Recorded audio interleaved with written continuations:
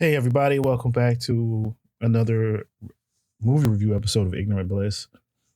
So, this time, instead of doing a bunch of small, short episodes for each movie, I'm going to try something different and do them all in one episode. Basically, to kind of cut down on editing and a bunch of other things. So, here we go. I'm going to start with Polite Society. Polite Society is a new film that comes out on April 28th of 2023, directed by Anita Manzoor, also written by her or them. I should probably start using non-gendered words like that just to be safe. The cast is Priya Kansara as Ria Khan, the main character, Ritu Arya as Lena Khan, the older sister. Those are basically the two main characters. Nimra Bucha as Rahelia. Akshay Khanna as Salim. Jeff Mirza as Rafe Khan, the father. Ella Brucaleri as Alba. Serafaf Beh as Clara. Shona Baba Yemi as Kovacs, Shobu Kapoor as Ria, that plays the mother of Ria and Lena, and Sally Ann as Edith. So this film takes place in the UK. I believe, because it kind of alludes to a Muslim Pakistani family, where Ria is a martial arts practitioner. She's in high school, and her dream is to become a stunt woman. Her character has a bunch of is very driven, very forward, has a ton of energy, goes for it. She completely looks up and loves her older sister, Lena, who has just recently dropped out of art school and is at home, kind of aimless with her life. And their parents indulge in their children's lives, but also deals with the cultural issues of, what is expected of young women within this culture. So things kind of goes up into I would say, kind of thrown in the air when Lena meets Salim, a young doctor who is currently looking for a bride. And Ria and Lena's parents are very into having Lena marry this very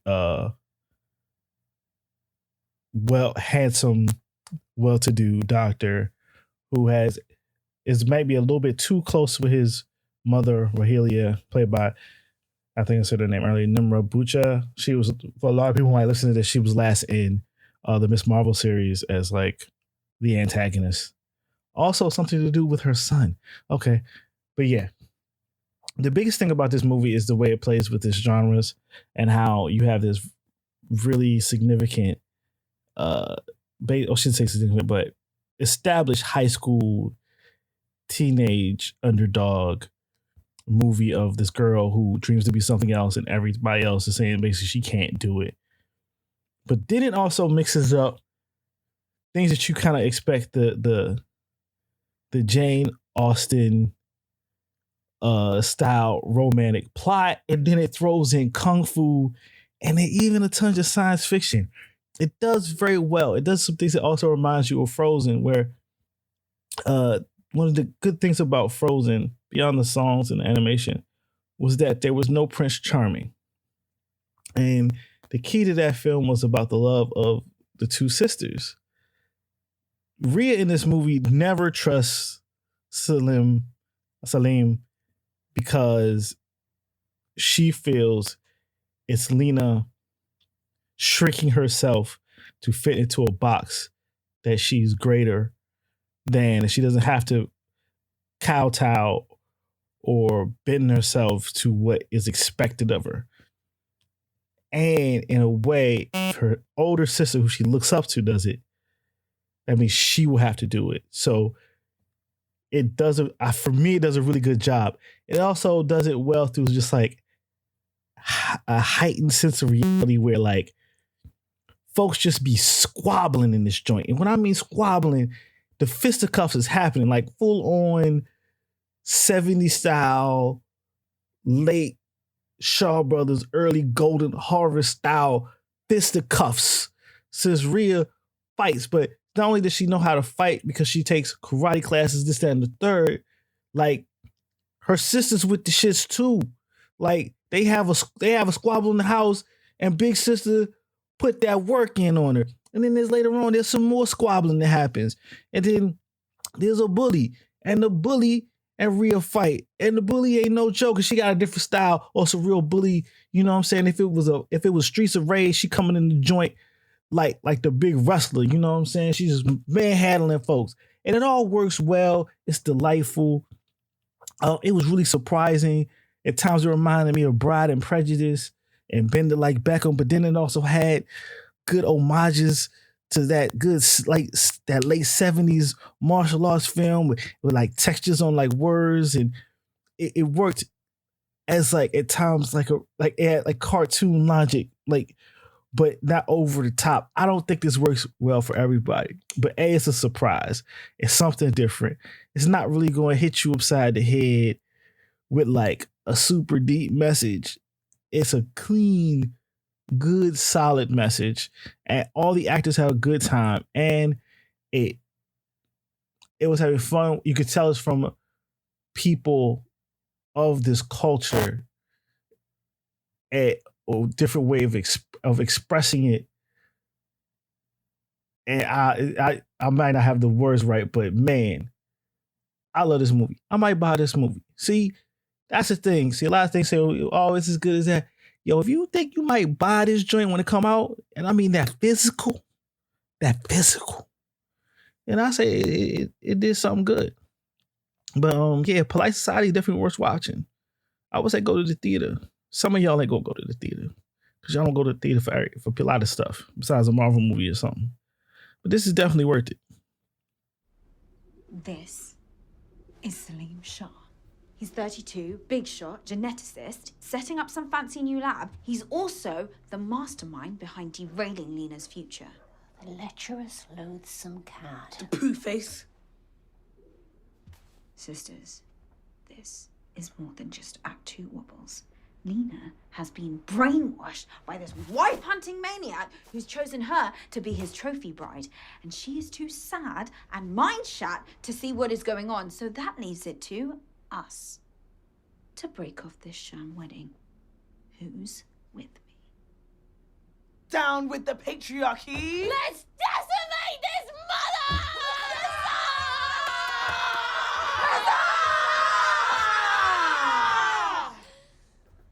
Cool, so what's the plan?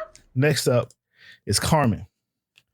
Yes, the same Carmen that is the old opera from, what is that, the 18th century or whatever? Maybe 19th? Wait, I forgot the date. I forgot the date of the original opera. And, you know, some people, if you know film history, you know, it's Carmen Jones. One of my favorites is Carmen, a hip hopper that showed on MTV starring Beyonce, Yasin Bey, and Mekhi Phifer. That was my jam. You know, you probably see some type of, if you gone to see opera or it's been referenced, there's other films about Carmen. This one is in a lot of ways just Carmen in name only. So it gets rid of the whole Carmen ending up playing the soldier against the rich guy. The tenuous way of love and extending into society for a pretty interesting plot where Carmen, this is directed by Benjamin Millipede, and the screenplay is by like that person, Lloyd Barari and Alexander Denelaris Jr. It is starring Melissa Barrera, who folks might know from La Vida, who was on Stars, but also recently the recent version of Scream. She just had a hit early this year. Paul Mescal, who had a really good year last year, and Rosie DePalma.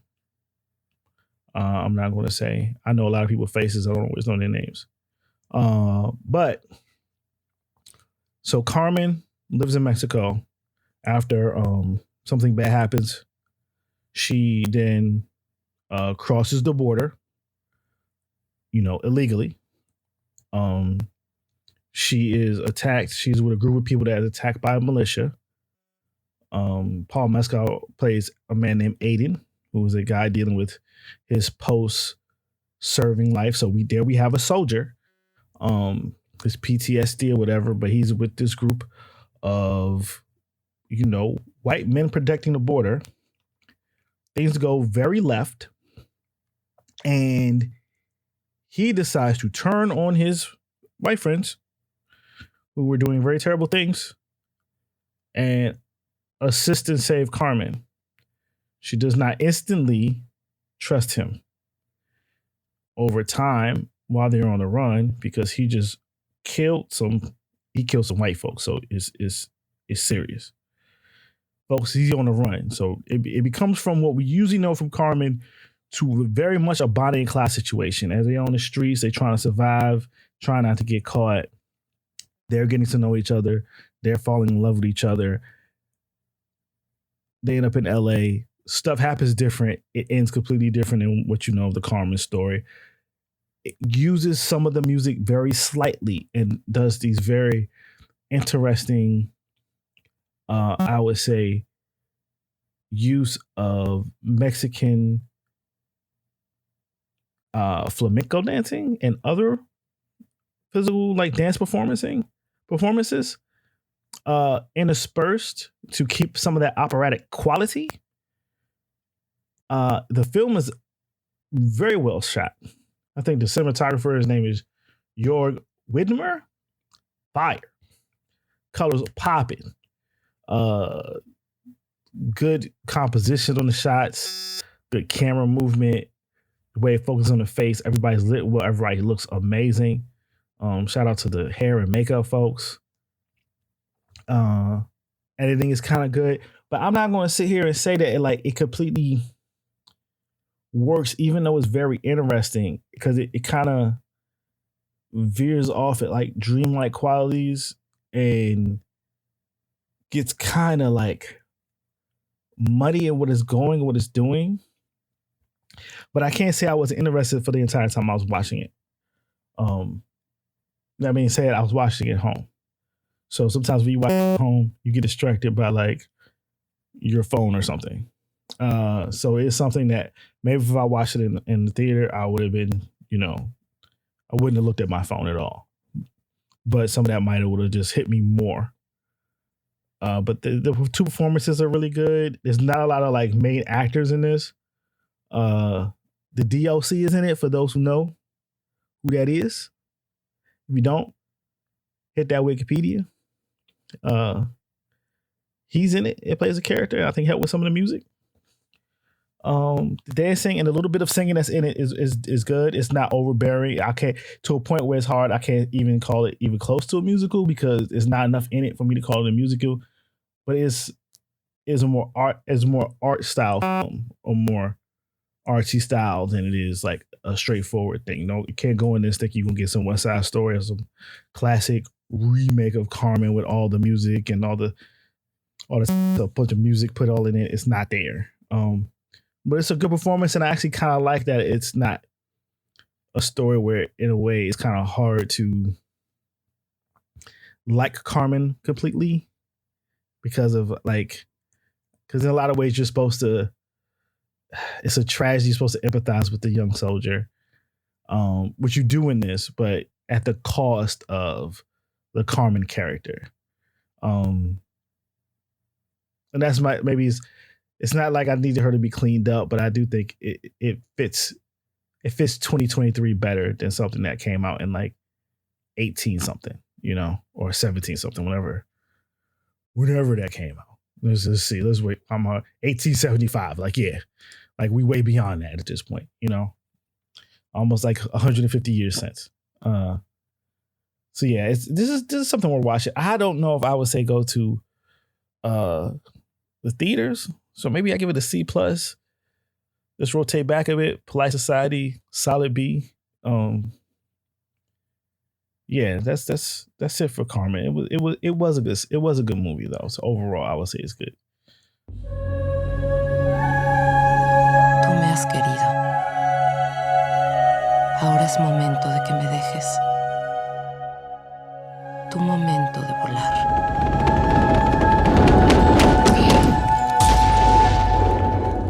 Ve a la ciudad de Los Ángeles.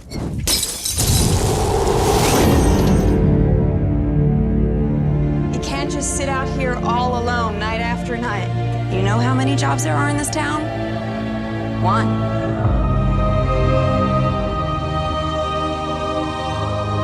Mike, let her go! Stop! Are you a soldier? Marine. My name is Carmen. Carmen. Mi mamá me dijo que eran como hermanas. Hermanas de vida y hermanas de muerte. Tus pies saben bailar. Son mariposas. Now, Peter Pan and Wendy. New movie coming on Disney Plus. Okay. First things first, I really love the Peter Pan story. From my knowledge, I watched most of the major Peter Pan movie releases. Of course, the Disney version. The super great Steven Spielberg Hook, starring Robin Williams. The Fox Kids, Peter Pan and the Pirates. All the modern Peter Pan movies since like the mid 2000s onward. And there's a few other I watched it too. Like I was so into Peter Pan, I read the original story and the play when I was in college. Like I tried to do that. I didn't try. I was like drawing like a graphic novel version of college, like a senior project. So I have my own thoughts on Peter Pan's story, Peter Pan and Wendy and John and Michael and Captain Hook and Smee and all them and the Lost Boys. This movie is by David Lowery. And David Lowery, he's done one of these Disney remakes. It was Peach Dragon, I believe. Yeah. Which completely turned that really goofy, whimsical movie that had cartooning people into like this heartbreaking and heartwarming family drama about imagination and friendship and connection between parents and children and growing up and everything. Great movie. That's kind of the way I like these live action Disney movies to go sometimes. It's really divert from what you've done before, especially when you come to the more original, or I wouldn't say as iconic stories that Disney chooses to adapt. Also got some other good joints. The Old Man and Gunfire, that Green Knight everybody loved. Good dude. He does good work. Peter and Wendy. It's Peter Pan and Wendy, I should be honest. It's good, right? I'll give it a B. And I think it's something good for kids to watch. I have my personal issues with the film in terms of the shrinking of Peter Pan in order to build up Wendy and Hook. They trying to kind of force like a character arc of sorts on the Peter Pan, which I don't agree with, because I don't think Peter Pan needs a character arc, because he's not completely a character. He's more of an idea. He's more of a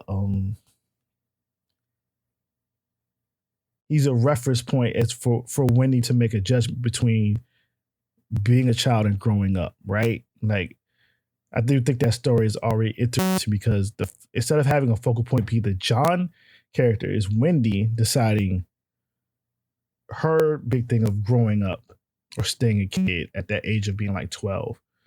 And in this, they muddy the waters by changing the origin or actually giving an origin to James Hook that I would say, compared to some of the other ones, is way more interesting, is better.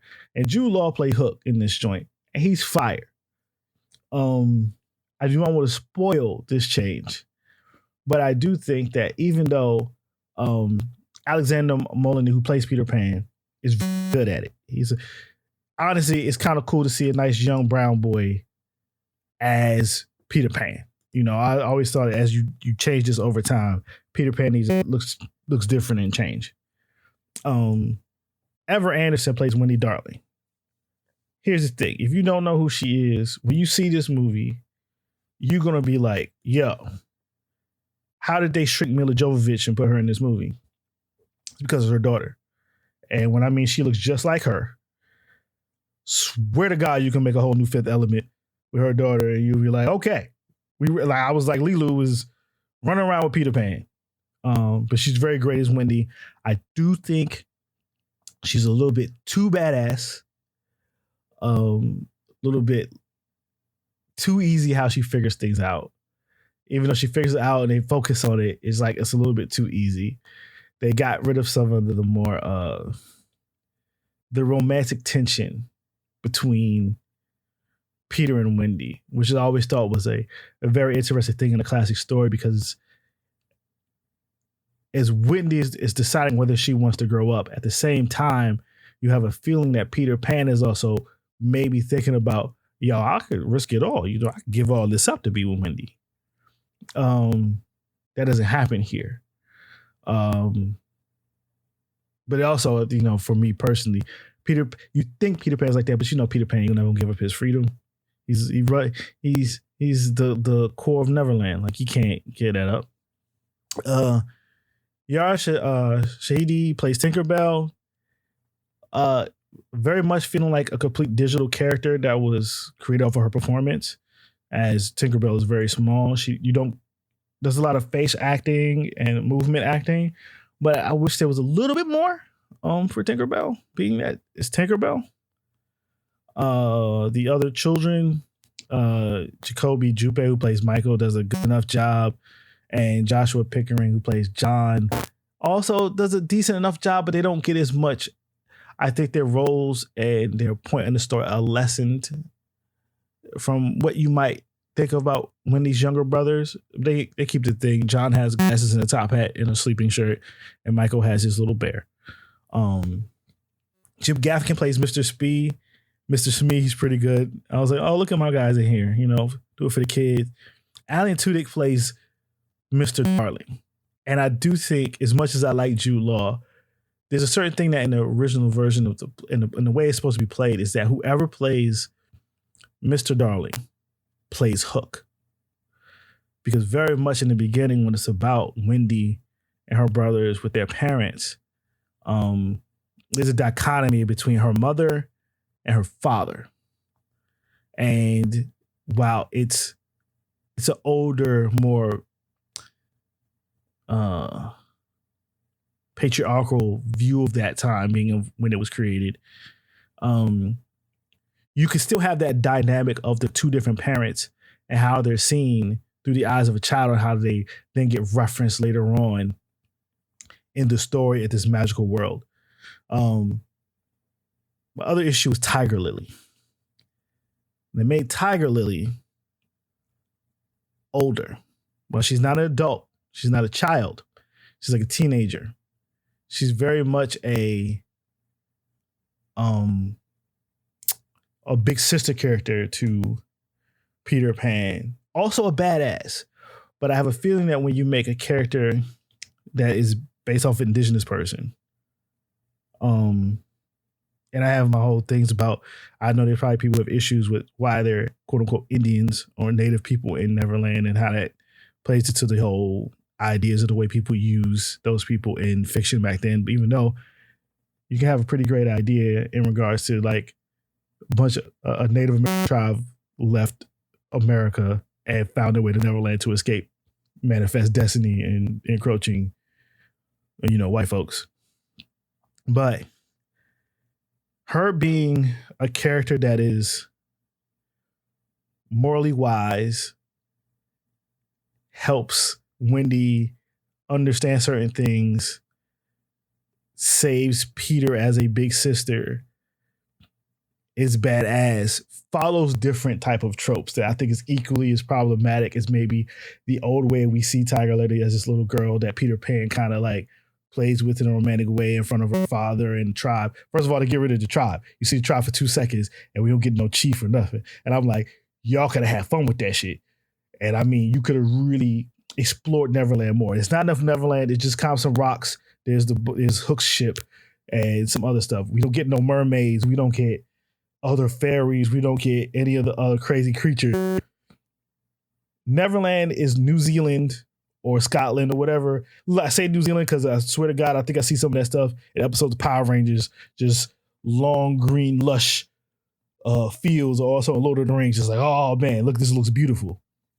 But it lacked the fantastical nature of what Neverland is. Come on, you're supposed to see the northwest and south sign like in the ocean, like it exists. It's a physical object.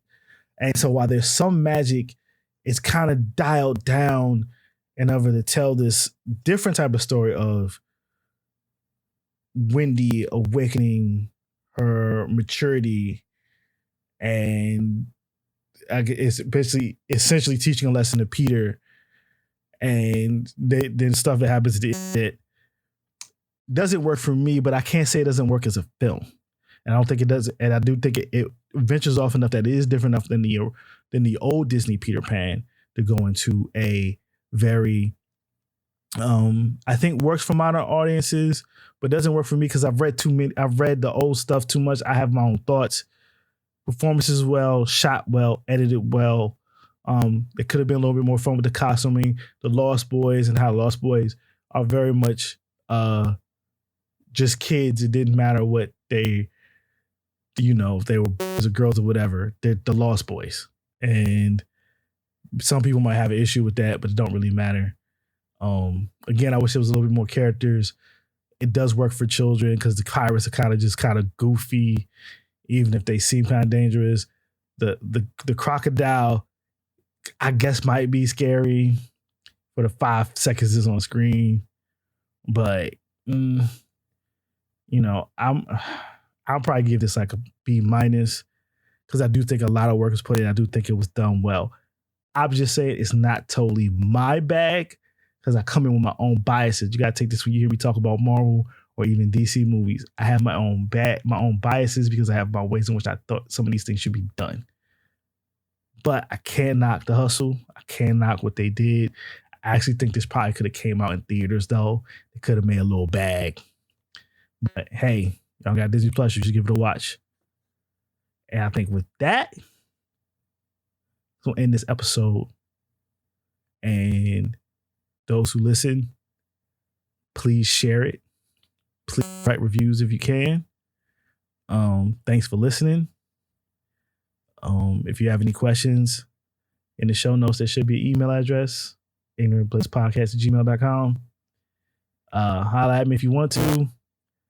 Hope you have a good morning, afternoon, evening, and night. Whenever you listen to this, go see some good stuff. Deuces. I don't want to grow up. I want things to stay the way they are. Can't stop time, Wendy, whether you like it or not.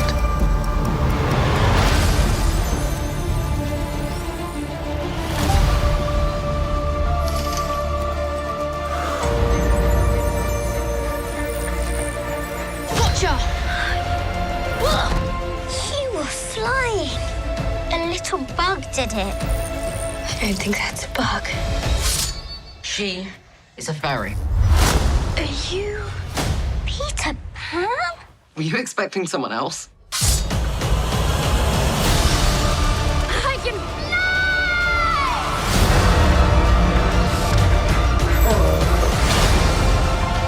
Is that Neverland! Is this everything you dreamed of? I could never have dreamed of this. What is this place? No rules, no schools, no bedtimes, and most of all, No growing up. Are you Wendy? Tiger Lily. Peter. Peter! Peter! Captain, it's Peter Pan.